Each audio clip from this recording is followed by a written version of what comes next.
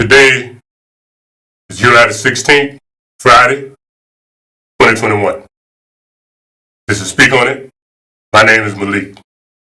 We're at Chicago Asset Network. Now, we have a presentation, and I'm going to start calling these situations presentations. I told you before, I don't like the word show because it ain't no show. I don't like the word program because ain't nobody trying to program nobody. I don't like the words message that we use so often as if it don't matter. It do matter. Therefore, I'm trying to check my own self. What this is a presentation. Now, what it does for you can be a show. What it does for you can be a program. But that is not my intent to show you or to program you. No, I'm not an entertainer. And that show ain't no program. So much for that. I know you said small stuff, but it ain't small stuff. That's the problem now.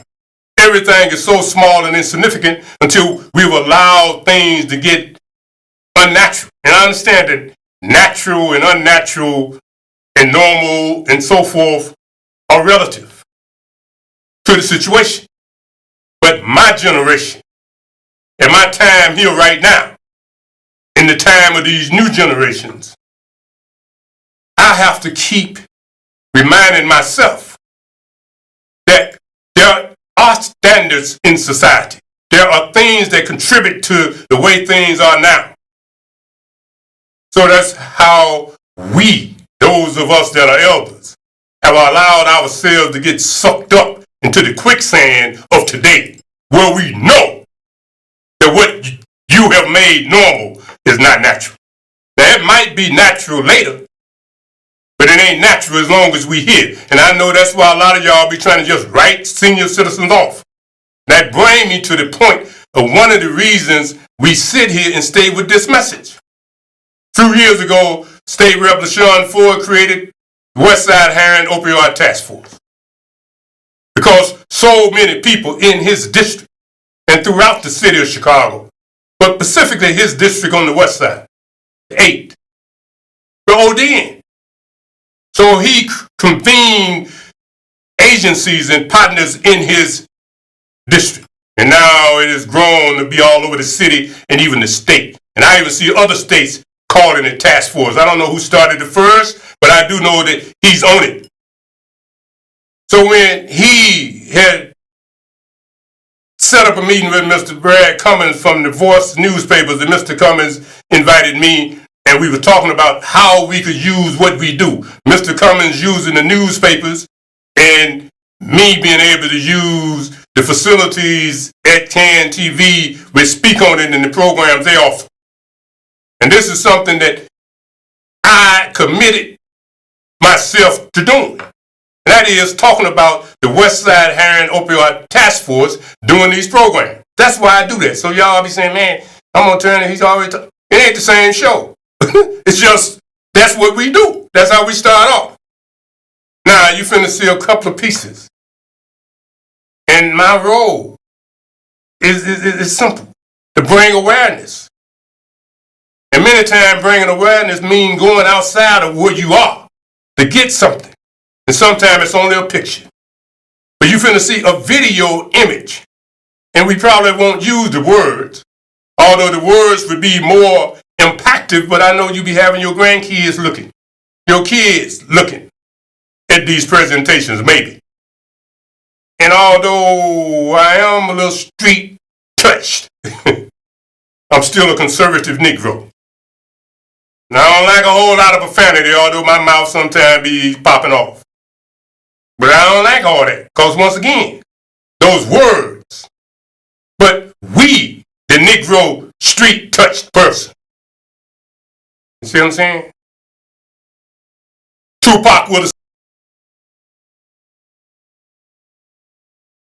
That's what's in the street now. There seem to be your daughter.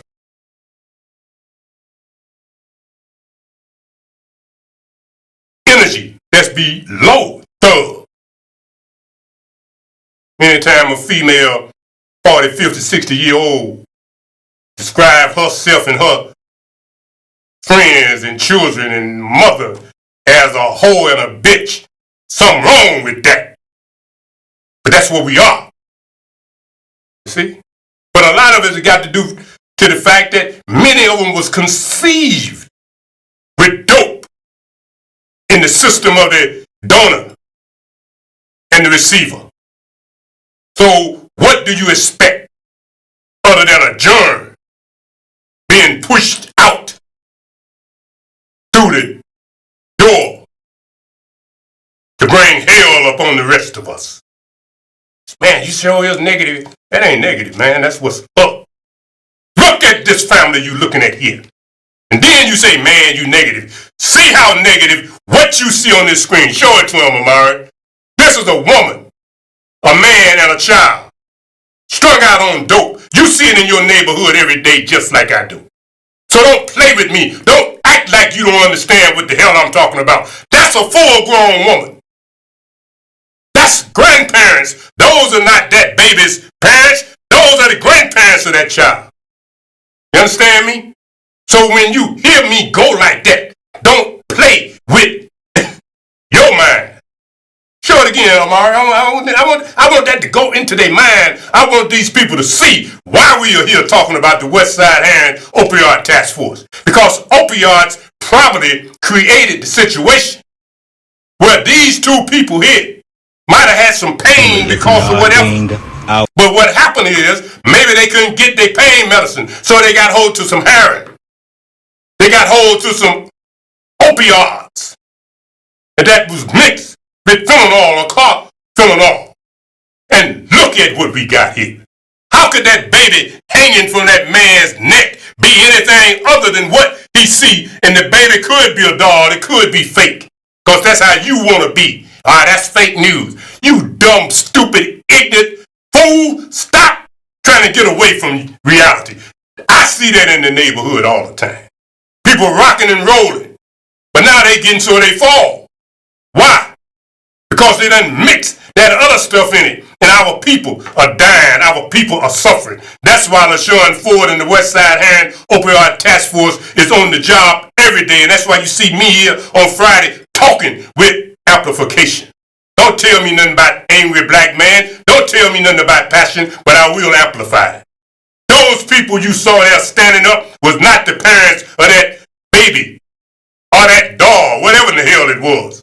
It was a baby. But because you are so clock mind, constipated in your mind and understanding, you want to discount it. It ain't no discount because it happens on my block.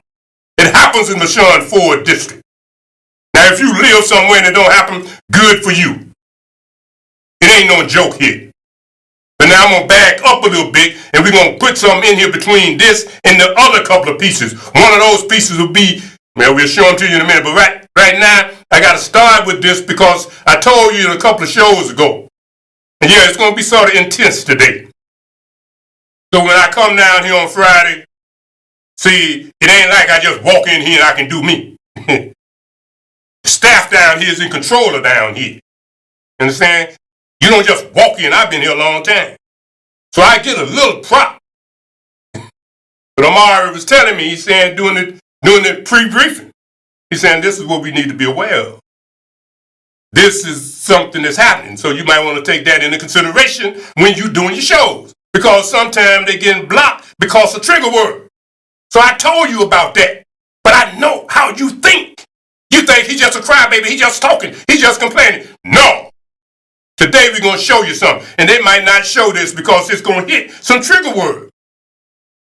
And you know, people like Roland Martin, these type of people, I usually don't use their material because I know those are those Negroes that's the gatekeepers for the most part of who think they are. So I don't use their stuff because I don't want them talking about who is he showing us. And he look at him. He's too electric. But today I'm going to use it because he got a piece that reinforces what Amari was saying. And then I talked to Mr. Mars. And Mr. Mars, you know, he been here a long time too, but he's very delicate as it relates to how he bring it to us, the producers. But then his message was the same message as Omar. woo, woo, woo, woo, woo, woo. I ain't the type of dude that don't pay attention. So now I want you to pay attention and you can understand that they weren't just trying to jack me up or jack me off. No, they weren't.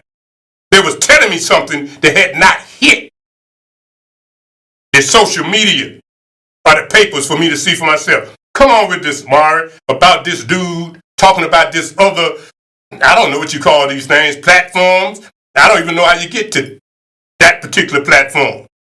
You know what I'm saying? And I don't know if they're all tied together. But after you see this, then I say something I've said before again. Because we have struggled with this. We struggle with it every week. All right, Amara. You want to support Roland Martin Unfiltered? Be sure to join our Bring the Funk fan club. Every dollar that you give to us supports our daily digital show. There's only one daily digital show out here that keeps it black and keep it real. It's Roland Martin Unfiltered. Support the Roland Martin Unfiltered daily digital show by going to RolandMartinUnfiltered.com. You can make this possible. All right, folks, we talk about, of course, our Where's Our Money segment. And we should let roll that. We're supposed to play that. We've been frozen out. Facing an extinction level event. We don't fight this fight right now. You're not going to have black-owned media. We've been telling you all about how we as African Americans are consistently screwed when it comes to the advertising industry. Well, that includes TikTok. And you also know that right now you got black TikTok boycotting the app because they say they aren't being sufficiently paid for the dances that they create where other people are making lots of money. Well, one TikToker named Ziggy Tyler literally did a demonstration showing you how black people are getting screwed on TikTok economically. He dropped 2 videos. Watch this. I'm not going to be overly dramatic. I am not feeling. Said I was going to give you more about what was going on yesterday, and I'm very emotional because I lost a friend last night. So here's why I'm frustrated. So if I go into the creator marketplace and I put supporting white supremacy and I hit accept, it's okay, and it lets me have my asking rate at $500. White supremacy. But God forbid, let me put Black Lives Matter on there. Watch, it says it's a threat. Boom, inappropriate content. Can't say that. I cannot say black people. This is my screen recording. And this is why I'm pissed the fuck off. We're tired. We're tired. Okay? Black success. Boom, inappropriate content. Anything black related is inappropriate content. But black can't say it. Let's take that out of the equation. Supporting white success. The same adjectives I was using to describe us on this app, it's allowed. It's allowed. White voices, accepted, $500. Pro-white, accepted, $500. But let me say pro-black.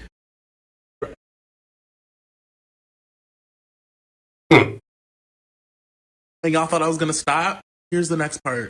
Yeah, I'm fed up. I'm tired. I am a Neil. You can see it. Boom. Accepted. Fine. No issue. Let me delete it. I can say I'm not even going to say the word out loud because it irks me. Anti. Boom. Right here. You see it. Accepted. God forbid I type this in. Let me get rid of that. Let me say, word of the day, I'm a black man. What you think it's going to say? Threat. Nah. I'm Mary Ruth, the founder of Mary Ruth Organics. Let me just say this The first thing I wanted to share about loss is that any type of loss is horrible, but it's one thing. Now, you know, that was somebody, I don't know him. Versus you had time to say But the truth of the matter is this. So much. He is telling us, telling me, that what Omar and them told me is true. If you say black, unacceptable. They will not let you have it. You say Black Lives Matter, no. You say black man, no. But they can say white, they can say white supremacist, they can say anything. But if we said inappropriate content, it's the truth. But then, you know, had he showed the panel, they discussing it, And on the panel, they are talking about the fact, well, these platforms can get away with it because they are private. They are not public. And that's why that person that was president with dark skin that you all like to give excuses for. This game came into play really under him and with him. So they want to circumvent the Constitution as it relates to freedom of speech. So they let these people, these platforms, do that. Because now they have addicted all of us, to the most part, to these platforms. That's why you hear Negroes going around talking about these platform jails. Platform don't like how you coming, they put you in jail, put you off, suspend your talking and this and that. They even done it to the president, Trump, former president. But he was president when they showed him that he didn't run nothing. See? So when you deal with trying to get the message out about Negroes and how the people become programmed and addicted to these platforms, you see that's what that person was showing you. And he's not the type of radical type image I am. He was one of the people that you would expect to know how to play the game. And he called himself playing the game. But what happened is the reality hit him. And that was, he used the word black. He used the word Black Lives Matter. He said words that suggested he had some consciousness for the Negro. You know what I'm saying? But they done basically erased, they done screw up the word Negro. So, truly, I can't get no play. But we bring this to you because you need to be aware. And then sometimes you wonder why Negroes are strung out on dope and other fantasy things. Well, hell, life becomes very hard for a Negro. When a Negro dealing with current technology and the way things are done, and he's trying to do his program or presentation, and he is a black person, and black is a word that is considered unacceptable content. How can he do the program? That's what I said. When they knock and block the little simple stuff I be doing, and they say, well, you talking about social issues. You can't do that. What? You's a lie. Everybody talk about social issues. That's what it is. Social media. Well, you talking about politics. What? Everybody talking about politics. That's what it is. But I can't pay them to boost. And when I was doing it before they got hip to it, and they, I guess, had their little artificial intelligence or their other little people or things or whatever to look at it, they said, no, we don't like the way he look. We don't like the way he sound. No, we ain't gonna let nobody see him but himself. So we ain't gonna take his money. Just wanted to tell you that. Just wanted to show you that. We ain't lying to y'all. We ain't playing. So in the day of Marcus Garvey and Honorable Elijah Muhammad, Father Divine and those before them, when the Negro was truly a Negro and didn't have too much, but he had a newspaper, or he had a newsletter, or he had a way of getting the message out, mouth to ear, person to person, we was better off.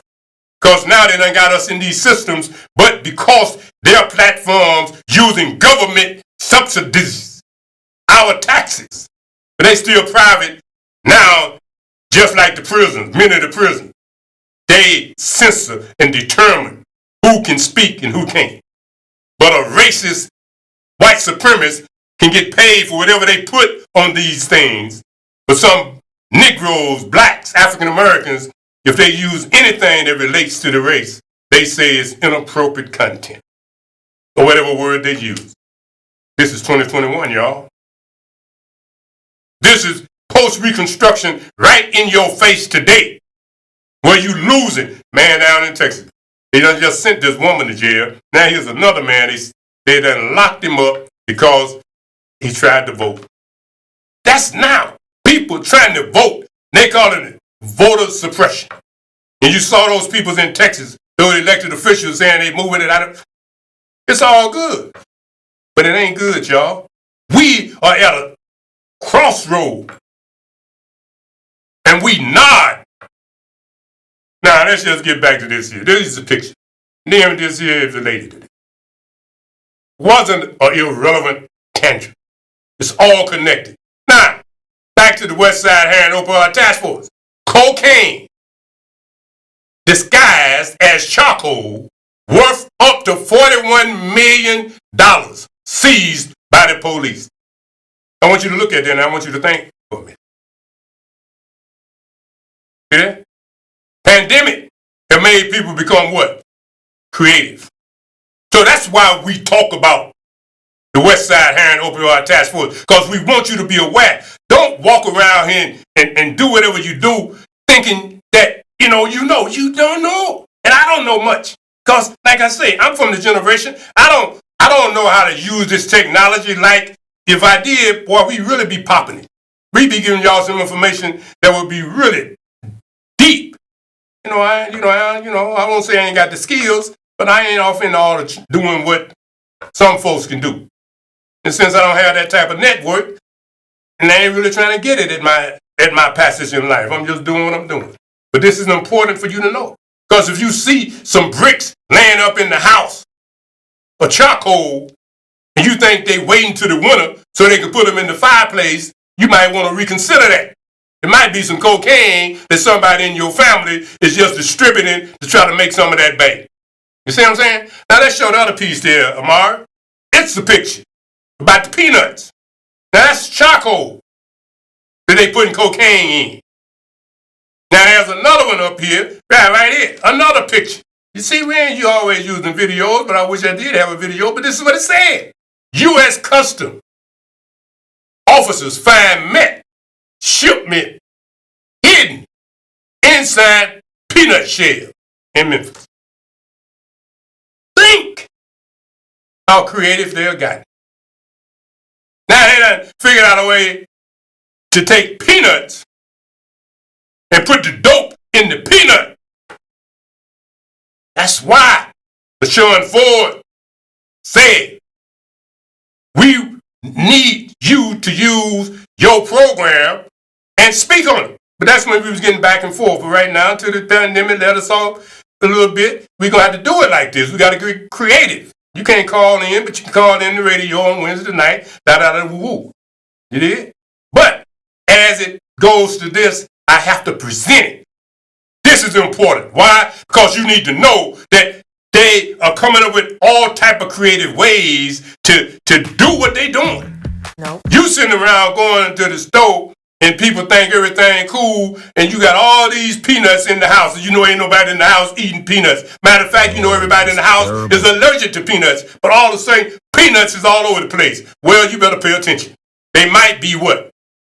Carrying some dope, some meth. Or you see the charcoal. Man, we ain't got no fireplace. We ain't barbecuing nothing. Well, you just better know they might be full of cocaine. That's awareness.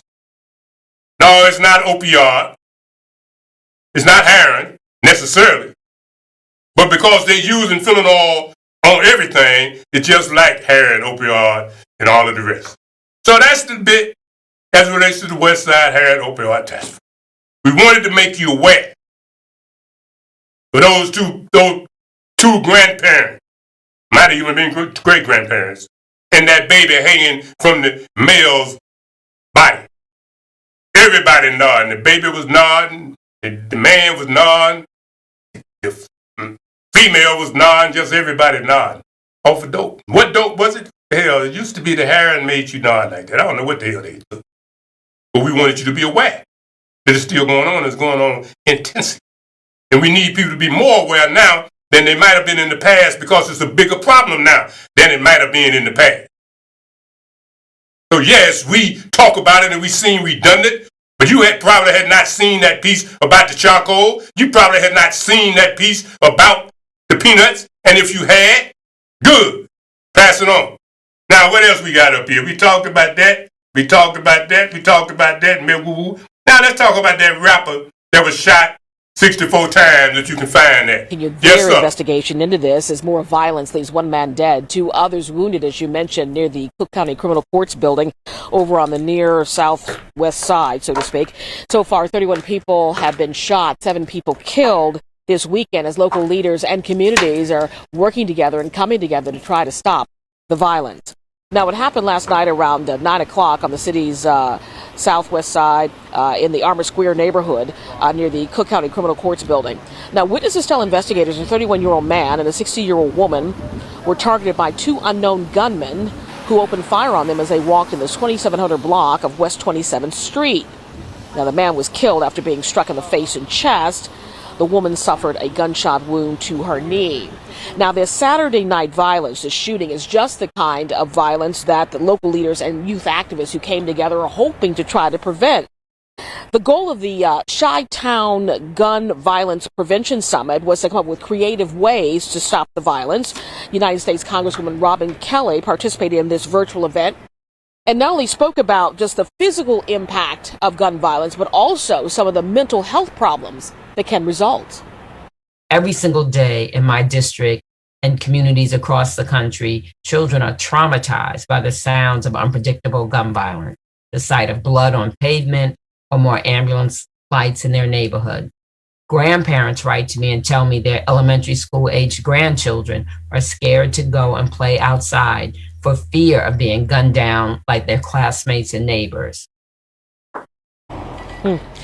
We've heard that before. She also talked about the need to have stricter access to guns, especially for people that have been deemed to be dangerous. Now, back to Saturday night's shooting, there's also a third person who was wounded, and that is a woman, 35-year-old woman that just happened to be standing in the area. She was wounded, graze wound to her face. She was taken to an area hospital in good condition at this hour. Police have no one in custody and no arrests have been made. Of course, this is important because it's following that 4th of July holiday weekend where you had at least 100 plus people that were shot. And if my numbers are right here, 18 killed. Reporting live from the Chicago Police Department here at 35th in Michigan, Evelyn Holmes, ABC 7 Eyewitness News. Now, let me just say this here. And then we're going to speed it up a little bit. Tragic. And me, should I say, I was talking to one of my associates. Your team to And he's a Vietnam vet. And, you know, we were just trying to figure out how to use, how do you do that? 64 times? So we were looking at this M16 and M14, but like I reminded him, man, they got stuff that's way more advanced than our day. And it was 2 of them. So we were looking and said, well, how many bullets? How much time? So he went and got the information, and he was sitting there. I guess he Googled it or whatever he did. How many bullets can be shot out of these machines? Man, it's unbelievable. In a minute. Man, hundreds around come out in a minute. Okay? So, but this person ended up with all of those bullets right in front around the jail. And you can't say they should have security because I'm sure they got cameras. I'm sure there was other law enforcement personnel moving around. Maybe what they'll do now is make it somebody's job to be visibly stationed throughout the night, particularly when they're releasing people. Because somebody somewhere told somebody something about his release business. Because they was there and they killed him. Now, okay, superintendent said that he had a long record of woo-woo-woo. I ain't getting into none of that. I'm talking about what's real. Many of us have gone by county jail and been over there for whatever reason. But to just think that the government or the system don't have a system that know that could happen, it's amazing. It ain't happening every day. People getting released and people waiting for them, lurking, and then there it is. But the other part of that is back to what I said earlier. And that's why we talk about. Because we used to go in county jail. We used to go in the so-called Artie home. We used to go in the Stateville, Menard, Pontiac, the White, all these prisons. Back in the day, we went into those places and we talked to the residents. about these things, because really, you politicians, the way you deal with this is really one of the ways that you don't want to hear us do. But we still here, we still alive, we still know how to do what worked when it worked. And it'll still work, and it'll work better than what you're doing now. If you're going to get to one of the things you're doing now and show you how you could have used that $1 million a hell of a lot better. But what I'm saying is this, the way you deal with this is in controlled environments. You can't walk up nobody talking about you a damn street interrupter, you dumb, stupid fool. You ain't interrupting nothing but creating a situation to get somebody killed. Like those two ladies in Inglewood last summer, the summer before. Out there doing things, interrupting, disrupting. Them niggas came through there and killed them mothers. And you sitting here talking about that's your program? That's some foolishness. You need us and people like us, not these damn white folks and other creatures you got in here calling them psychiatrists and all that. No, you need people that know the game, you understand me? To go in and sit down with these folks in group sessions, individual sessions, and work through this stuff. That's what you need to stop it. You can't stop it on the street. Guns ain't the problem. The problem is the attitude. The problem is this culture. You have to have a controlled environment where they are somehow or another almost mandated, forced to listen. We've done it for years, and people will bear witness today, and they damn near 70 years old, that what they learned from the real Safer Foundation back in the days, not this fake foolishness you got now, but when we was really throwing down. There are things that work that turns people around. But you damn politicians prefer giving the money to these popcorn pop-up niggas that ain't nobody never seen before. And yeah, Mari, I know they're going to probably cancel this whole program because they heard the word N-I-G-G-E-R. Oh well, it is what it is. But the fact of the matter is this. It can be done. But you spending all this money, wasting all this money, but ain't connecting with nobody that's been doing it. I'm not saying you got to deal with me, but there are other people out here that do rites of passage. And damn, if you don't deal with me, you got to be somewhat retarded. Because I've been doing it for over 50 years in the streets of Chicago. And anybody that's been out here know that. And I'm not saying they're trying to get up on no bank, but they ain't going to do it for free. Did that back in the day. We ain't doing it for free. But there are those of us out here that can be helpful in this. But the problem is, you are too arrogant. Too unaware to reach out. You understand? But that's why I say, when you're dealing with things, you got to tell these folk, what do you expect? You got K-T.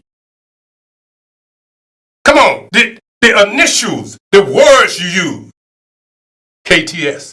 Kill to survive. So if that's what you're walking around on your body, tattooed on your body, scratched on your body, somebody need to tell them in an environment where they will listen. Dude, you are drawn like a magnet, this type of drama to yourself. Kill to survive. So how did you die? Somebody killed, and maybe they were trying to survive. Because maybe they thought you killed somebody else in your effort to survive. So the words you use, the words and the images you paint on your body, on your neck, on your face, on your breast, all over your body, these images, these words are drawing the spirit of themselves unto you in our community. And you creatures running around here talking about what I'm saying don't matter. You about this. If you ain't got enough sense to understand, even in your own limited slave Bible, in John, first chapter, somewhere up in there, it starts first through fifth, at least. In the beginning was the word, and the word was da-da-da-da-woo. But by the time we get to the 14th verse, it says, and the word, the initials took on flesh. Flesh means skin, bones, all of that stuff that makes a human being. And dwelled among us. Who is us? Us is the invisibles, the spirits, the demons that when you pop these firecrackers, when you shoot these guns and spill blood, those spirits that you don't see come forth to feed and draw. So you keep getting killed and getting killed, but you walking around with all that garbage on your name, which announces here we are. Take us. That's what happens. Now, Amar, I know. You didn't want to hear all that. No, I don't care. You know what I'm saying? I'm amplifying it. Why? Because we are living in a very crucial time. Critical. And you preachers sitting in y'all places or whatever, that's y'all. Y'all say what y'all want to say. That's y'all business. You know, ain't got no thing with that. But this is what I'm saying. I'm saying you got to take it deeper. You got to have people like me to go into places and break it down so our people will come up out of this. They ain't going to come out of it doing what you are doing. You don't know how to deal with this. You're spending money, but you're wasting money. And people are wasting each other's lives. You see? What a shame. Play this piece, man. We're going to just play a little bit of this, but you need to hear this because this is something that everybody, well, people in the street knew. 17-year-old assassin, female. Play this, Amara. Family. Chicago police has confirmed that deceased rapper King Von was responsible for the murder of 17-year-old Jakara Barnes in 2014. Police say that Jakara was on her way home from a friend's house when she was gunned down by a hooded man. Some people are saying this is karma for King Von. King Von alluded to being responsible for Jakara's murder, but he never faced charges. He was also named as the murderer in another case where a person was killed. So King Von had this murder jacket on himself. Because of the lifestyle he lived, there were a number of people who had no empathy for King Von getting gunned down. In fact, there were some people who actually were joking about it. In any event, Jakara Barnes is in the same boat. He had a very interesting. From what's being reported, she started off as a shy teenager and started witnessing her friends get killed. At some point, she clicked, joined the gang, and she became a female assassin for the gang.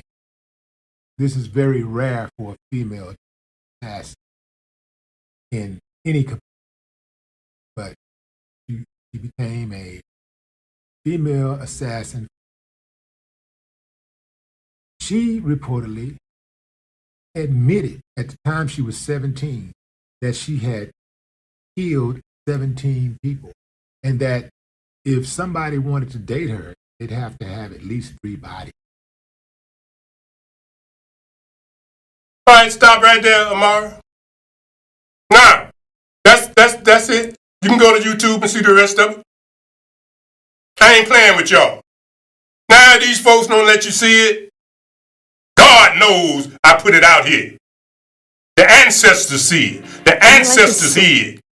The spirit of the river, of the sea, the earth, the wind, the trees, they hear it. So if these folks that got their control over these platforms say, well, we ain't gonna let people see you, that's all right. Because at the end of the day, whether you let them see it or not, I've done what the ancestors have commissioned me to do. I have spoken to the living and the dead on solutions that can help us be better and live longer. So don't be thinking that I'm one of those that you can bully and you can intimidate and you can control. Yeah, you can control it because you can say, no, nigga, you can't speak this. We ain't gonna let nobody hear this. But I'm gonna use CAN TV and I'm gonna try to do the best I can. And I'm gonna do this shit. But you needed to know that because you act like you forgot. You wanna make excuses for what's happening. But there are ways to deal with this shit. Understand? But now, I wanted that to come with that. Man shot 64 times, another dude out here, you know, that life they live out there. So there's a little girl. in order to have a boyfriend, he had to have three or four bodies. That means people he done killed to lay down with her. Now, how many babies did she produce before she died? I don't know, I ain't in that. But suppose she had some, and she was definitely old enough. Suppose she had children, and then each one of them father had 3 or 4 bodies, because those are the ones that she would deal with. And she said she had at least 17 on her. See? That's what they doing out there. They breeding killers. And I ain't just talking about that girl. Because that girl there should have got some help. But because she didn't get help, because you didn't know how to help her, you probably putting on some dope, so she broke. You understand? Yeah, right. Run these 2 pieces here about these women back to back. One woman here, she's what her husband a professional, ball player. Tell you how about these females, boy, this is deep. Look what it said. Steelers quarterback loses a tooth because wife charged with domestic battery. But these women done lost their mind. A strip. Calabria Gondrachek Haskins was arrested on July 3rd. The victim, identified in a report obtained by the I-Team, is Dwayne Haskins, the quarterback for the Pittsburgh Steelers. Police say Haskins was taken to Sunrise Hospital after he said his wife punched him in the face in their room at the Cosmopolitan. Police say he suffered a substantial injury to his upper lip and lost a tooth. They found blood in the hotel room along with part of his tooth. And according to an officer, Gondrachek Haskins told him the couple was visiting Las Vegas to celebrate renewing their vows. She's posted bail and is expected to appear back in court August 3rd. Now let me just say this right quick, Amara, before we get to the other one. That's a female. Domestic violence. Now here is a football player. Professional. And this little thing here, I don't know where she's from, her name, before we got his name. Don't sound like no Negro. She's from somewhere. But she looked like a small type woman. See, that's what happened when you empower these folk. And when I say these folks, I'm talking about this whole female image. Now they going around whooping football players because the man's scared to defend himself. Because she know all she got to do, little yellow, innocent looking female, say what he was doing to her, then his career is destroyed and everything. But what happens is now she get to treat him and beat him like he's a I can't say the word. Yeah, like he's a bitch. I didn't say it, I spelled it. How do you, a big old, probably 200 or 300 pound creature, let a little old woman like that break your tooth and whoop you? Man, you need to go somewhere and retire. But instead, keep playing, man. Just get you another woman, retire her. Now, here's another one. Detroit woman. Now, this is back to women. I ain't hating. But I'm just saying, they got gangster. You saw that little girl, 17 bodies, she was an assassin. Now you saw that woman there beating her football husband. She tracked her stolen Mercedes-Benz all over Detroit. On day 3, she decided to take matters into her own hands. That she did. She confronted the thief. Stole my shit. At that point, I was just like, dog, I'm not letting this man walk again. Bianca face to face with the guy she says stole her brand new Benz. Excuse me, you got that Benz out there? Yes, you do. It went down Wednesday at a barbershop at Greenfield and Grand River. He in 7 Days West, getting his dreads twisted. Look at my car. Customers stepped in, making a citizen's arrest. Then Bianca slashed her own tires. I slashed all the tires and I thought that he was gonna take off, and I didn't know how long it was gonna take for the police to pull up. And I refused to let him pull off again. Holding him there until Detroit police came. You will never steal from me again. Detroit police say officers responded 4 times to Bianca's 911 calls as she tracked the car using a web of social media tips. But when officers got there, the car was gone. Oh my God. Y'all, I see my car. The thief so bold, he even made a pit stop at the strip mall where Bianca owns a boutique. They was driving, you know, they was having a good time. You know, they was smoking, but yes, my car was very clean. He even got the car detailed. Sources tell Fox 2 the thief, now in police custody, has a history of stealing cars since he was a teen. You're just the dumbest criminal, that's all. Like, you're joyriding in my car. Like, wasn't nobody going to see you? Reporting on Detroit's West Side, Jessica Dupnack, Fox 2 News. Now, I have to salute that sister. Sad thing that she got to do the job the police can't do. Here's a daggone dude that was known criminal, going around stealing people's cars, ain't trying to do. She went out and found him, grabbed him by them plaits, and drug him in the street like he was a female. And he called himself a dude, going around terrorizing folk. And she walk in there, snatch him out of the barber's chair, and drag him up and down the street like a dog. See what you do? See what they done to you niggas? They done made you wear plaits like a female, wear your pants down like a female, and now females coming treating you like a female. 2 instances right there. Females handling their business because the damn system won't handle their business. Okay? Brother, play this piece here about this man that got killed. Boy, this really hurt me yesterday. I didn't even know him. But I said that could have been me. Are teenagers. Both are in court at this hour, and both are charged with murder. Kanika Carlton has her father's car, but she doesn't have her father. He had a heart attack after 2 strangers beat him while trying to take his vehicle. Today, they're facing murder charges. I'm grateful that the justice system is moving forward. I'm hopeful that they will get the maximum sentence for this, because they earned it. Police believe 18-year-old Frank Harris and a 17-year-old juvenile are responsible for the attack on Wednesday afternoon in Hyde Park. 73-year-old Keith Cooper, a Vietnam War veteran, had stopped to get groceries in a busy shopping plaza when he was approached and attacked for his black Hyundai. His daughter still asking why. If I could ask them that question, I would like to know. I mean, I don't know if I would enjoy the answer, but it's like, why? Like, why couldn't you just take the car and leave him alone? Witnesses helped fight and scare the 2 attackers away. Then they helped police identify them. Meanwhile, Cooper's family is still hurting from this senseless crime, hoping justice will be served. It's heartbreaking that this is the road you chose. You chose to commit a crime that took a life, and now your life is also about to be taken as well. Now, because Cooper was over 60 years old, the charges for both suspects would carry a tougher sentence. Now, I actually spent a lot of my younger years in Hyde Park. I actually went to Hyde Park High School. I actually grew up in Hyde Park. That area is very familiar to me, and I'm very familiar with it. Yeah, it's around there where this creature from Chicago that was president lived around in that area.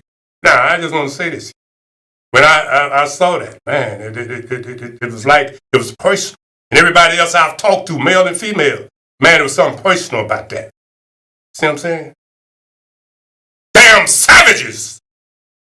Look at that retarded garbage. And the other one, they wouldn't even show him. Why not? Because he's under 18. Got these savages and heathens running the street, killing people. Man been to Vietnam, served this country 2 tours, come here at 73 years old and get killed by these creatures. I said, damn, that could have been me. That could have been anybody. I feel it. Because I walked that area. All he did was going to the store to get some food, just like the retired fireman. Going to get some popcorn to enjoy his life. And then these savages running the street free. And you know they savages. Law enforcement, court system. But you say it's prison reform and you let them just keep running wild. But let me go get a gun. Let me go get something to defend myself. Then you lock me up. You take my property and lock me up for life. The rest of my life, I'll be in jail. But I bet these little bastards, they probably out of jail already. Probably are. To stick up and kill somebody else. Run this piece about why Brown, Superintendent Brown, was in Washington. I'll make a few comments. I'm going to recap my visit on yesterday, as you all know, at the White House with President Biden and Attorney General Garland, along with other police and city leaders, to include Mayor Bowser with Washington, D.C., and Bronx Borough Representative Eric Adams.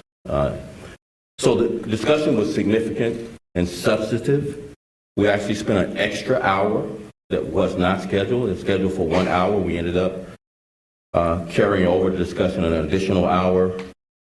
There was a shared vision amongst the group about the need to have a sense of urgency. There was an agreement that there must be real consequences for serious crimes. We discussed both short-term and long-term solutions.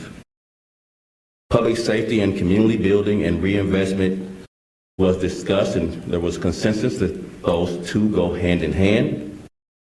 There was an emphasis amongst the group of stopping the flow of illegal guns into our cities is key to solving some of the violent crimes that we're seeing. In the coming days here in Chicago, we will be rolling out some of our strategy to include the strike force and other gun trafficking investigative strategies. As the Mayor Lightfoot says, it will take a whole of government approach, which includes our federal, county, and state partners. And the impact should be viewed as the public safety ecosystem, to include the root causes of crime from a public health approach as the long-term strategy. I did get an opportunity to talk one-on-one with Attorney General Garland, who's a native of Chicago. All right, Omar, we can go on. I don't need to hear nobody else. I don't want to hear what nobody got to say. I listen to Brown because Brown makes sense. But now she got him using a word. They're trying to make the new word. Man, they always coming up with new words. We've never been now, so ecosystem. So they always doing some things. You know what I'm saying? But they sent, as soon as Biden and them got in it, they sent a task force to deal with guns. Now they creating a strike force to deal with guns. But where's the damn boots on the ground force? Maybe it's some retired Green Beret. Maybe it's some SEALs that ain't out in the lake. Maybe it's some National Guard. Because all of this money you spending on guns and chasing guns ain't stopping nothing. What you need is something other than the Chicago police that will go in the streets and keep 73-year-old veterans from being killed. Keep retired firemen from being killed by these damn savages and heathens. And you running around here talking about guns, but yet you had a white man caught in a hotel with guns. And you let him go on a $1,000 bond. I'm not saying you should have kept him, but I'm just saying that just goes to show you. But what he did, show you how insignificant it was to him. He came on out, got on his knees, proposed to his woman, and went on back. And now you're saying, well, you can't prove, prosecutors saying, well, we can't say he was getting ready to kill nobody. No, you usually can't say it until after they do it.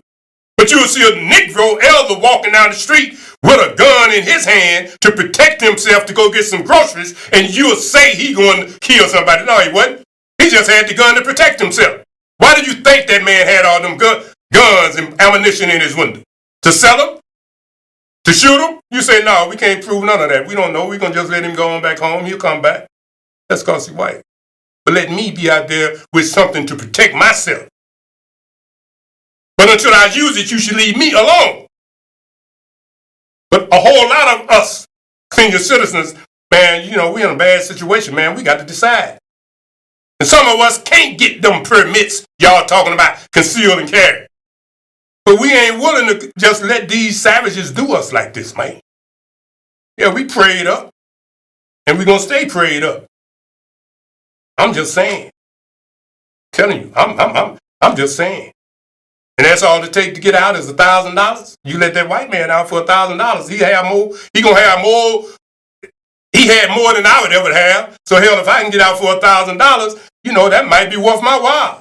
That's $1,000 insurance policy.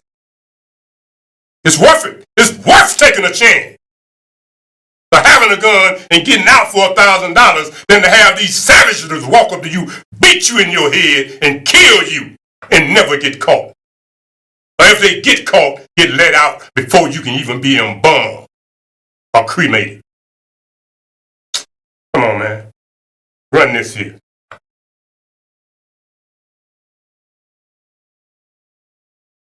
Too frequently in Chicago this summer, and with the mayor blaming the problem in large measure on the easy availability of illegal guns, today she announced a new strategy. Senseless shootings routinely rocking neighborhoods on the south and west sides, prompting the mayor to make a new appeal for help. My hope is that this $1 million reward fund incentivizes people to step up, to speak out, and to help us reclaim our streets from the shooters and the violence. The mayor noting that Chicago police have already confiscated more than 6,300 guns this year and are on pace for more than 12,000, which would be a record number of guns seized in a year. The mayor making the announcement during a groundbreaking for a new Park District campus in Brighton Park. She said the reward money would come from the city's corporate fund. So I want to reassure the public that not only of my commitment, but of our resolve to fight and make sure that this plague of gun violence is one that we win once and for all. The announcement coming as the city awaits word any day now from the Biden administration about how the feds will be helping in the battle against violence. All right, we can save this time. I don't want to hear the that. impact of gun violence up close. Forget about that. That's propaganda. Let me say this here. Now Lightfoot announces woo. Let me tell you what was really announced. Now they tell you all of these guns they done collected. All of this.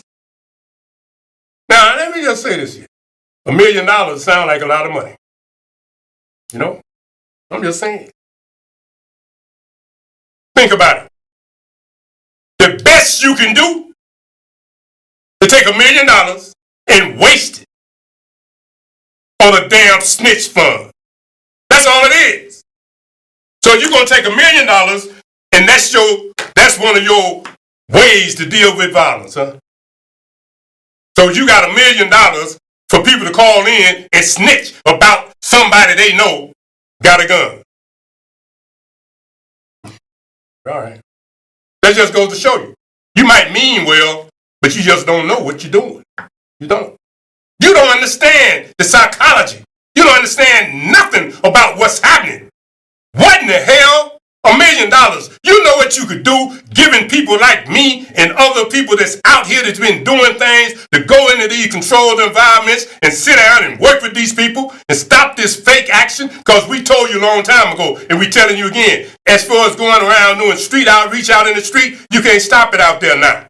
There was a time you could, and we did under Harold Washington with the Chicago Intervention Network. And in the beginning, about 11 years ago, it was cultural calm here in Chicago.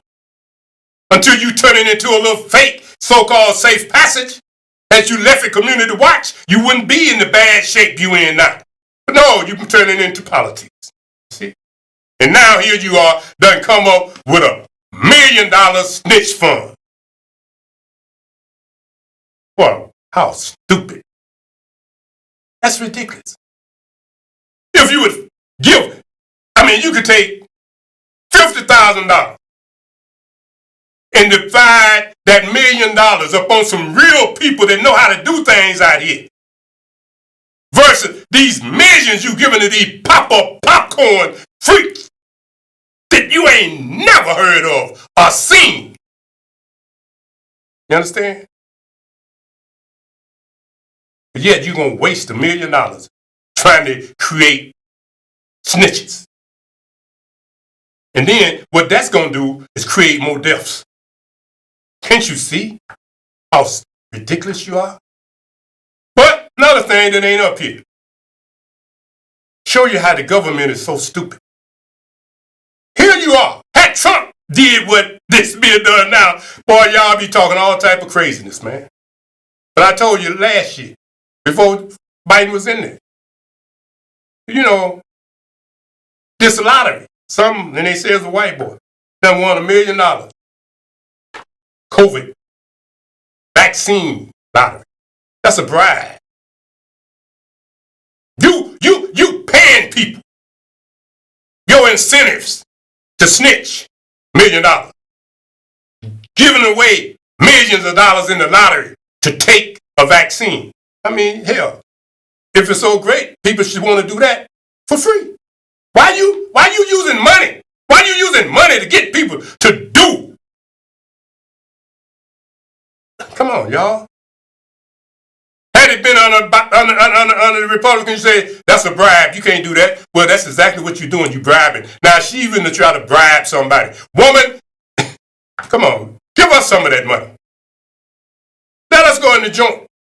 Let us go back to the audio. Let us go where you got them. Let us back into Chicago public schools. Let us go. Just because we ex-offenders, idiot, don't mean that we don't know. Been 50 years since I was in the penitentiary. So don't try to use that. Some little creature told me, well, it's something about your background. Look, I done retired from the city of Chicago, working with the police. And now, when I'm retired, you gonna tell me something about my background? You's a lying. Come on, man, let's go. It's great to have you with us here as we start another week together, and we begin tonight with news on 2 of the vaccines in this country and on this troubling Delta variant spreading very quickly. We're going to break down where. First, though, the new FDA warning about the Johnson & Johnson single-shot vaccine, warning of a very rare nerve condition. The CDC reporting about 100 cases under investigation. That's out of about 13 million Johnson & Johnson shots. Tonight, Pfizer is meeting with federal health authorities after suggesting millions of Americans might soon need a booster shot, a third shot. You'll remember last week the CDC saying Pfizer got out ahead of itself. Tonight, Dr. Fauci on whether this is in fact a possibility. Israel moving forward with that booster. Tonight, cases are up in at least 10% in 25 states, half the country. And in 17 of those states, hospital admissions are up 10% as well. In fact, in the last month alone, new cases of COVID, the majority fueled by the Delta variant, up more than 51% in this country. Tonight, we have new reporting on why the FDA is issuing that new warning on the Johnson & Johnson vaccine. We're also monitoring this meeting between Pfizer and federal health officials on any potential need for a booster. And of course, the numbers tonight. 184 million people have now received at least one dose of a vaccine. That's nearly 65% of everyone 12 years and older. But in regions where there are many unvaccinated Americans, they are seeing COVID cases rise, and quickly. ABC's Kaylee Hartung leading us off. Tonight, a new warning for the Johnson & Johnson vaccine. Federal officials saying the single shot may increase the risk of the rare disease, Guillain-Barré syndrome, where your body's immune system attacks the nerves. The CDC reporting about 100 cases under investigation out of nearly 13 million doses, mostly in men aged 50 and older, about 2 weeks after vaccination. But officials stressing the benefits of the vaccine still outweigh the risks. The benefits of this vaccine preventing death from COVID-19 far outweighs the risk of this rare neurologic syndrome. Officials say the side effect has not been seen in people vaccinated with Moderna and Pfizer's mRNA shots. And tonight, Pfizer briefing the nation's top health officials after saying people may need a booster shot 6 to 12 months following their second shot. Israel today starting to administer this Pfizer booster to highly immunocompromised people. But Dr. Anthony Fauci saying Americans don't need boosters right now, though he didn't rule out the possibility at some point. What Pfizer did, understandably, they looked at what their data and they say, hey, you know, based on what we see, we think people should get vaccinated with a boost. Well, that's fine, except they're not the official recommending organization. As the dangerous Delta variant tears through unvaccinated communities, 10 states with vaccination rates below the national average now seeing an increase in new infections of 30% or more. Hospital admissions up nearly 60% in Arkansas. Most of the patients are between the ages of 20 and 50. We have about a fifth of those patients are pregnant women, and largely they are unvaccinated. In Little Rock, where only 40% of Pulaski County is fully vaccinated, Angela Morris speaking from her daughter's bedside at a different hospital. She's on a dialysis machine right now. Her kidneys have failed. It's all been very overwhelming. 13-year-old Kaya now on a ventilator, fighting for her life. Her mother pleading with people to get the shot. I was very apprehensive to getting her the vaccine because I didn't feel like I was well enough informed. But I really want parents to know that getting your children vaccinated is obviously better than the situation we're in right now. So let's get right to Kaylee, who's with us from a hospital in LA County tonight. Johnson & Johnson tonight on the warning saying the risk of that rare neurological syndrome is, quote, very low. And on this Pfizer meeting, Kaylee, on whether a booster shot could one day be needed, what more do we know tonight? David, that meeting happening in Washington, and Pfizer telling ABC News they plan to present data on the effectiveness of that booster in the next few weeks. They say a third shot could boost the body's antibody response 5 to 10-fold. But for now, health officials are stressing Americans don't need a booster shot yet. They say the current vaccines work well, even against the Delta variant. But David, you heard Dr. Fauci there. He says he's not ruling out the possibility. Now, let me just say this. Man, this is serious. In some of these states, they having a uptick that's got them closing down. Matter of fact, Illinois done closed down the last I saw. Arkansas and Missouri, you back in, the travel ban. See what I'm saying? So, I mean, you got the lottery going, you got everything going, but I say this to people. You have to make your own mind up as it relates to this here. But I personally don't see why we should be paid to do that. Because, when you see them people standing in line, not because they're concerned about safety.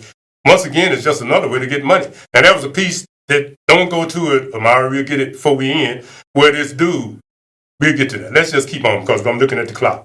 Run this, and let me say this. That piece about Willie D, I got it off of YouTube, you dig?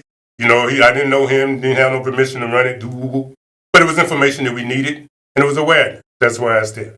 Now, this piece here, be clear. I don't give a damn about your gender, your sexual preferences, or none of that. But this is a piece of information here that I feel we need to share. Going around trying to act like you don't want to face it. Get out of here. You need to be aware. This is real life here. And you need to deal with yourself, how you feel about it. Don't look at me talking about, I hate this or I hate that, or I'm trying to do this or do that against somebody. No, I'm not. I'm trying to make you aware. And you need to be aware of this because this is where we are. This is where we're going. And quiet is kept on a personal level. More feminine, look better than a whole lot of y'all that was born walking around here. She's the new Miss Nevada. Go on, man, show this. Yes. I'm a proud woman. With her fist proudly in the air, 28-year-old Catalina Enriquez made history as the first openly transgender woman to win the competition. Going in there, I wanted to represent me and I wanted to own everything about me because there was a time where I was constantly ashamed about my identity. Catalina beat out 23 other contestants for the crown. The road to get there was not an easy one, as you can imagine, for being openly transgender. I was asked to provide additional documents that I don't think was necessary and for me was quite invasive. Like what? Proving that I am entirely woman, regardless of my identification card. So you needed a doctor's note saying that they looked at you and you're a woman? Really? I mean, did anybody else get asked that? I don't think so. Former Miss USA Shayna Mokler is the executive director of the Miss Nevada pageant. She won every category. She nailed her interview. She was absolutely stunning in swimsuit. Catalina says she's looking forward to the big one, Miss USA. It's a dream. It's everything that I wanted. Man, I hope she win. Let me say that again. I hope she win Miss USA. You know what I'm saying? So don't be hating me because I show you somebody that declared who they are. But instead of you looking at that, instead of you dealing with that, what you do is this. And I'm not talking about me personally. I'm talking about me, somebody with the nerve to do it. Dude, I I don't care about what you think. You need to see that. She won a state Miss somebody, transgender. You deal with what you think about it. Personally, I ain't got nothing to do with it, because quiet as kept, what I saw there was a woman. I don't give a damn what you talking about. That's what I saw. That's because man has done this. But then you want to say that anybody that got the nerve to talk about it, we what is it, homophobic. Shut your damn mouth. You don't know who we are. You don't know what I am. You don't judge me. That's real life. And I hope she win Miss USA. Put it in your face. You say it's all right, then let it be known that a transgender can be Miss USA. A transgender can be Miss World. You deal with that. Deal with all of them dead folks that you preach into hell for wearing lipstick. That you preach into hell. Running around talking about you a priest and you can't have a woman. You can't have this, you can't have that. And now, priest, you can have something as good as a woman. A transgender is better than going around taking off little boys. Let's go on, man, before I get too far out of here.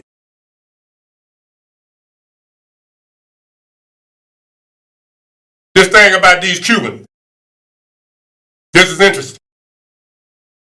I can't hear it. Is it running? Well, maybe they don't want you to see it. I saw it on TV. I don't know. Maybe they done killed the sound. So, don't worry about it, Amari. I mean, that might be them Cubans. They don't want you to talk about that. So much for that. So now, see about that other one about the protest. Protesters in the streets angry over the lack of vaccines for coronavirus, angry over food and fuel shortages. And tonight, President Biden now sending those protesters a message. ABC's Victor Akenda with Late Reporter. Demands for freedom echoing across Cuba. From one end of the island nation to the other. An unprecedented series of anti-government demonstrations on Sunday, the likes of which have not been seen throughout the country in the 62 years of Communist Party control. Though mostly peaceful, there were clashes with police and Cuban special forces. Conditions for many Cubans are dire. Food and medicine are in short supply as COVID cases climb. Cuba is in the midst of its worst economic crisis in 30 years. That's a crisis that has been aggravated in a very, very big way by COVID. The calls for change resonating a little more than 90 miles away. Streets were shut down in South Florida as the Cuban exile community showed their support for the protesters in their homeland. Tonight, the streets are calmer in Cuba amid an increased police presence. In an address to the nation, Cuba's leader blamed U.S. policies like the embargo for the current state of affairs and said a social media campaign was fueling the protest. President Biden offering his support for the demonstrators. The United States stands firmly with the people of Cuba as they assert their universal rights. A lot of support for those demonstrators here in Little Havana tonight. There is a good chance, though, that the Cuban people on the island have not received President Biden's message of support. Our team in Cuba tells us that Wi-Fi and data have been spotty ever since the demonstration started. And one cybersecurity company confirms that there have been disruptions on social media platforms. David? And let me say this, you hear? That's how he started. Social media disruptions. That's back to these private platforms. That's censorship. They don't want you to see it. They only want you to see what they want you to see. Whether it's here or there. But who is America to talk about anything anybody doing in their country when you had January the 8th? Or you had whatever. You know what I'm saying? Nah, we're gonna get to Haiti again. And then we're gonna move up a little bit. And we're gonna do about a few minutes of this. Because we got a few minutes left and then we'll be out of here. All right, Obama. Has happened since this unprecedented assassination of the president of Haiti. Who is involved? Who's been arrested? And who you think is behind this historic attack? First of all, let me say that we are very, very, very sorry for what happened to the president. this is not what the population was asking for. We are very shocked. That makes 3-4 years that we are asking him to go to leave the power, and he didn't. But this is certainly not what we wanted.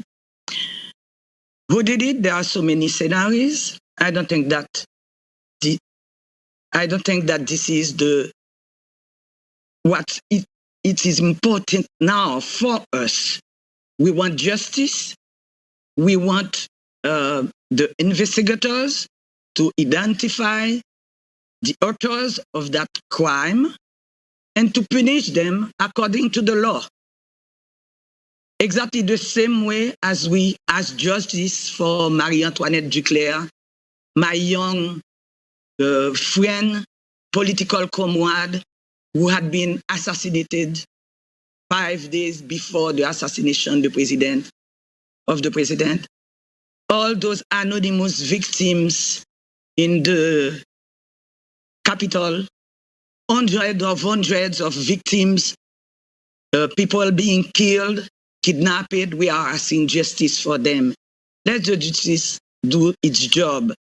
What is important, really important now, is that we are in a catastrophic situation, and we have to do all we can do to stabilize the situation and help people live.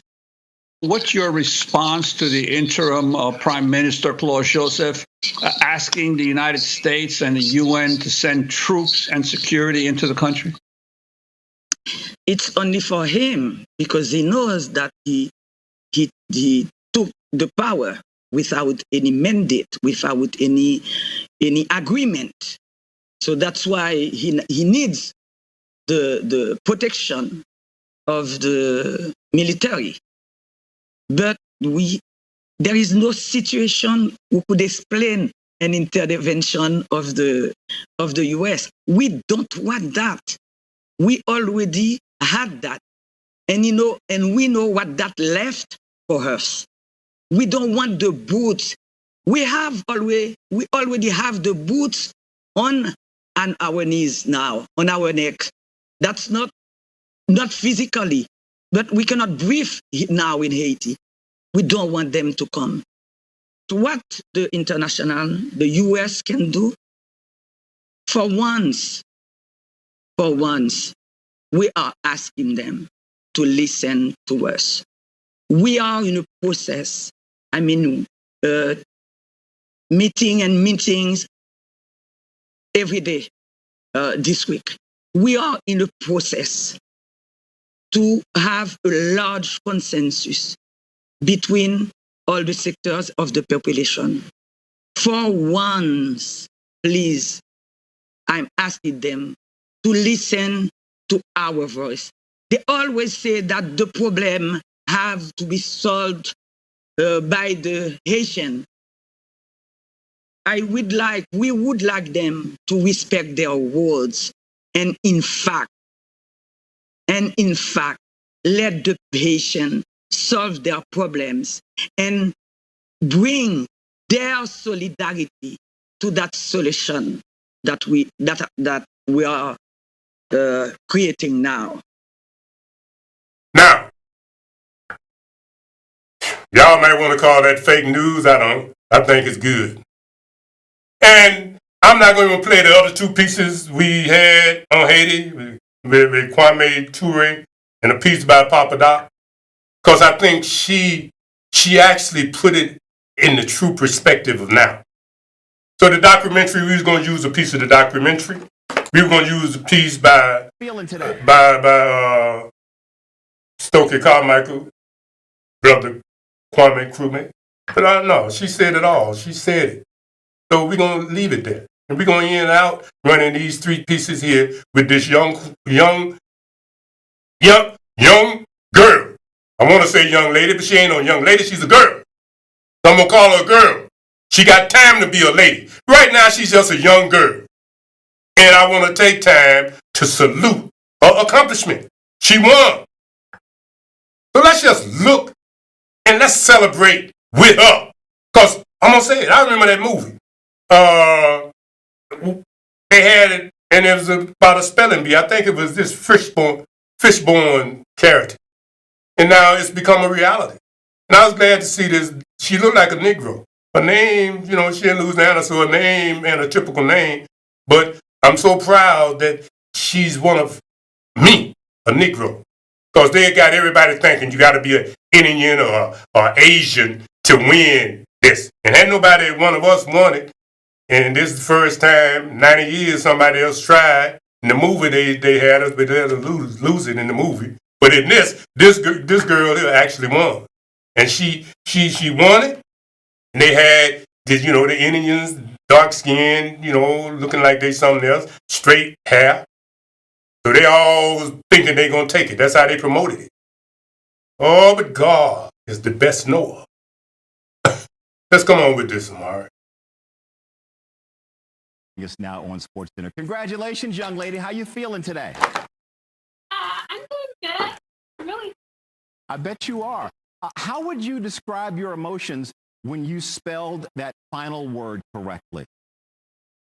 A really mix of happiness, just more happiness, elation, having won after all my work.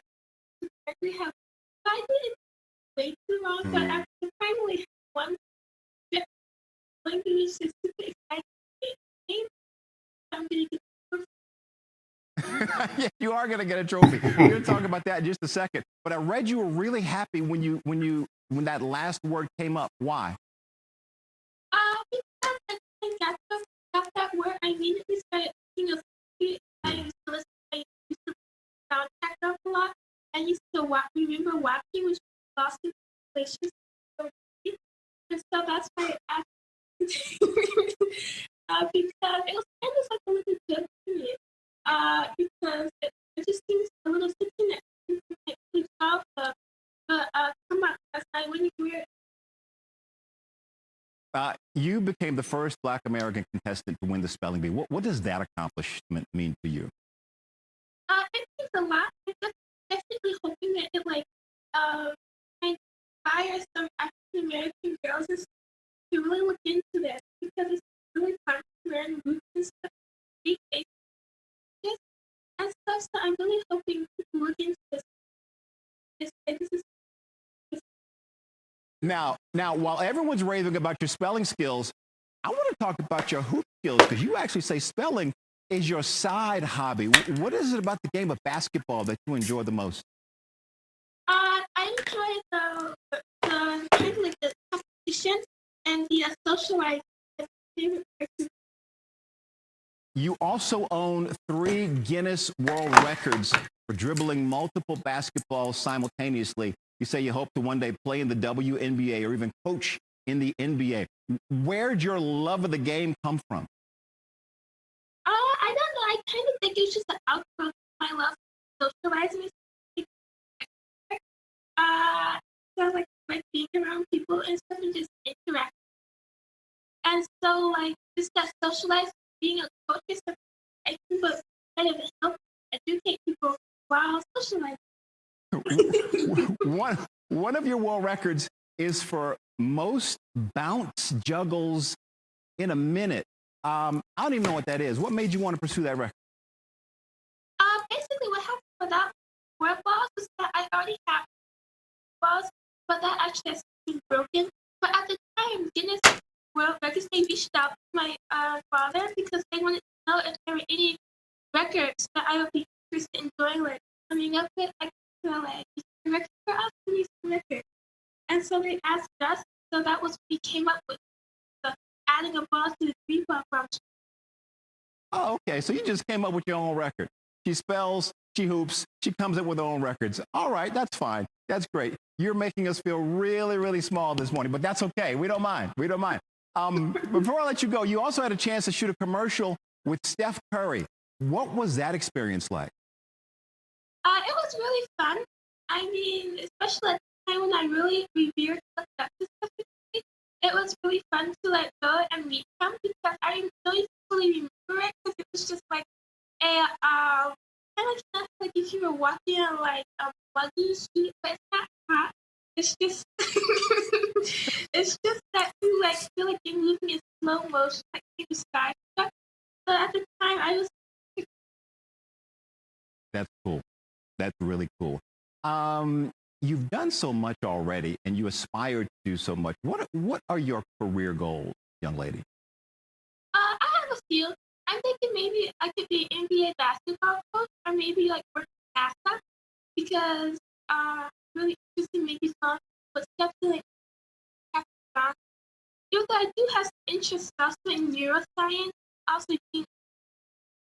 Okay, basketball, NASA, neuroscience, and possibly gene editing. You go, girl. You go. Okay, Zaila Avant-Garde, congratulations. That ought to make you proud. You should. Every Negro should be celebrating and praying that she don't get distracted, that she can become whatever it is that God created her to be. It's more of our children like her than them damn savages that's going around killing folk. It's more of our children like her than you clueless creatures that's trying to get people off into something that don't make sense. She's a girl. You see how she reacted when them things started falling? She didn't know. She's 14, she won a trophy. But then you're going to put the weight of being a young lady on her. No, don't do that. And we're going to actually end this show with that. Because it's positive. And the other piece I got is a little negative, it's needed, but I don't want that. I want you to finish looking at this show today, looking at that girl and being inspired and showing that girl to your grandchildren and your children. Oh yeah, let them see this white folk. That's good, Omari. Show this one here so they can see white folks have it too. And I don't know, I feel like in the moment I snapped that it was a surreal dream I had been walking in. Like the whole time I've been there in Orlando, even though I feel like I'm kind of back in it now. You say you've been working on it 2 years.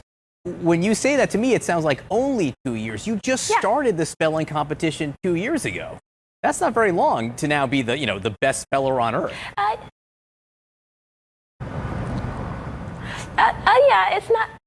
Some people work way longer than that. Like one of the people who got out had been working for like 10 hours a day since they were 5. So it's not that long really in spelling bee terms. So the fact that I won it after 2 years is really impressive in that case. Yeah, it is exemplary. I wonder, so we heard that word, which I mean, I've never heard that word in my life, muria, a tree or a leaf or with some kind of leaves. You knew very clearly from the beginning what it was. Was that the hardest word you had to spell? And if not, what was the toughest word in this competition? No, I knew Maria because as I'm sure I kind of implied, I'd always connected with Bill Murray. But the hardest word I spelled in that competition for me was nepeta, which was a word I almost got wrong because like I know what it is. I even knew what the definition that it was a genus of mint. But it's like a word that a lot of spellers get these type of words where like you know a word and you know all about it, but you don't really know how to spell it. And so it would have been really bad if I had gotten out then because I would have been kicking myself because I knew everything about the word except exactly how to spell it. I've never experienced anything like what you just described with any of those words, which I've never heard before in my entire life and don't expect to ever again after this discussion. Zaila, I guess, my question to you is there anything that you're not good at? And I ask that because we've seen videos of you playing basketball and you own, Guinness World Records for your dribbling, which is incredible too, which I also can't do, and I can't do that. Are you good at just everything? Well, just about everything I do, I'm good at. That's just what I think. That's what I figured, right? I figured that was the case. What's your favorite thing to do? My favorite thing to do since I guess spelling is over. Now my favorite thing to do is I guess now let's play basketball and especially the juggling stuff. I guess that's my new favorite thing to do now. I'll find something else to do, trust me. I have no doubt that that is the case. What are your plans here for the future, Zaila? We want to know where you're going to end up, where you want to end up. I have a variety of things I'm interested in. I'm definitely interested in playing basketball at Harvard, and maybe then it's like 4 options. Like I'm thinking about maybe an NBA basketball coach, working for NASA, or maybe going into some treating diseases and stuff with the help of neuroscience. Or finally, ever since I learned a little bit about it and like saw the 2 women who won Nobel Prizes for gene editing, I've been looking into that too. I'm going to go with option E, all of the above. Now let's end it with ABC because I like the way they brought her out, Amari. And until next week, Alafia.